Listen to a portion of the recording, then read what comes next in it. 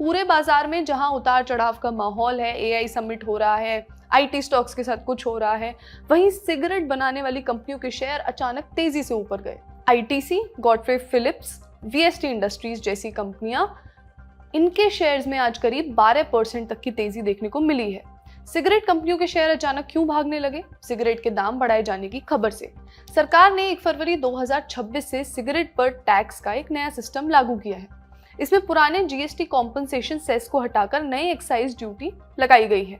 इससे पहले सरकार सिगरेट पर 2 तरह के टैक्स लगाती थी। सिंपल है ये, एक था 28% जीएसटी और उसके ऊपर लगता था जीएसटी कॉम्पनसेशन सेस। सेस इसलिए लगाया जाता था ताकि जीएसटी लागू होने के बाद राज्यों को जो रेवेन्यू में नुकसान हुआ था उसकी भरपाई कर सके।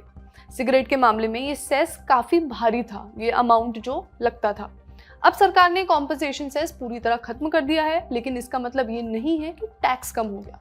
सरकार ने सेस की जगह नई सेंट्रल एक्साइज ड्यूटी लगा दी है, यानी अब टैक्स सिस्टम बन गया है 40% जीएसटी प्लस नई एक्साइज ड्यूटी, और ये सिगरेट की लंबाई और कैटेगरी पर बेस्ड है।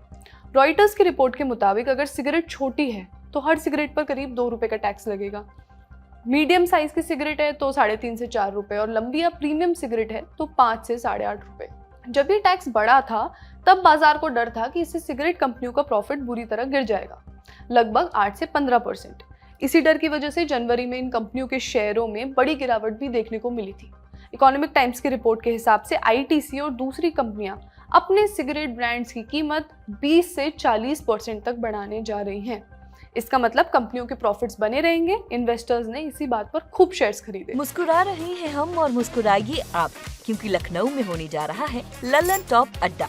22 फरवरी को पहुंचिए जुपिटर हॉल, इंदिरा गांधी प्रतिष्ठान, लखनऊ।